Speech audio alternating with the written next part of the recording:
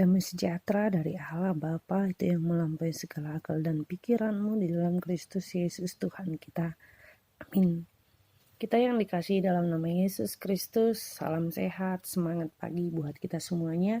Firman Tuhan buat kita pada hari ini tertulis dalam kitab Yesaya pasal 2 ayat 5. Beginilah bunyinya, hai kaum keturunan Yakub, mari kita berjalan di dalam terang Tuhan. Demikianlah firman Tuhan.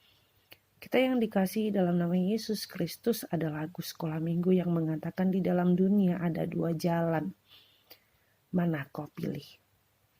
Artinya dalam hidup ini kita sedang berjalan. Atau Mazmur katakan kita sedang berziarah iman. Menapaki kehidupan ini kita sedang berjalan menuju kekekalan. Kita sedang berjalan menuju kedamaian, yaitu surga yang Tuhan sediakan kepada kita. Tentu bagaimana kita berjalan? Ketika kita berjalan pasti kita menemukan jalan yang penuh dengan bebatuan, lumpur, jalan yang penuh dengan duri, dan lain sebagainya.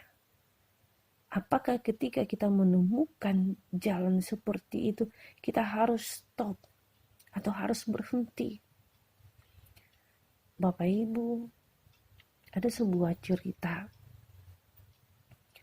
Seorang anak muda membawa mobil. Mereka berjalan bersama ayahnya. Dia menyupiri mobil ini. Ketika dalam perjalanan, anak muda ini melihat di depan pasti akan ada hujan karena sudah mendung. Kemudian dia berkata kepada ayahnya, "Ayah, kita berhenti di sini aja." Ayahnya katakan, "Jalan terus. Ini kan hujan, jalan terus." Mereka jalan terus. Ketika mereka jalan terus, mereka melewati hujan. Ketika jalan terus, mereka melewati kuatnya halilintar. Tetapi setelah itu, pemuda itu melihat bahwa di depan ada terang, ada cahaya.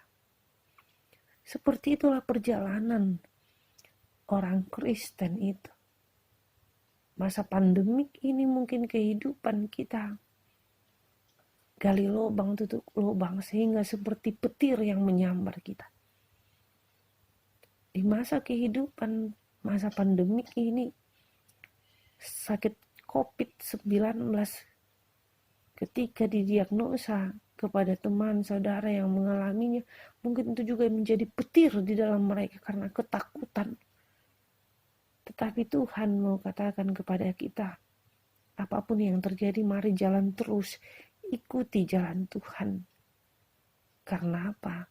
Karena Tuhan itu adalah terang. Karena Tuhan adalah sumber terang itu sendiri. Karena itu Yohanes 8 ayat 12 katakan, akulah terang dunia. Yesus Kristus adalah terang dunia. Ketika Yesus Kristus terang dunia, dan firman Tuhan juga mengatakan kepada kita Matius 5 ayat 14, kamu adalah terang dunia. Yesus yang sudah bersama dengan kita memberikan terangnya kepada kita.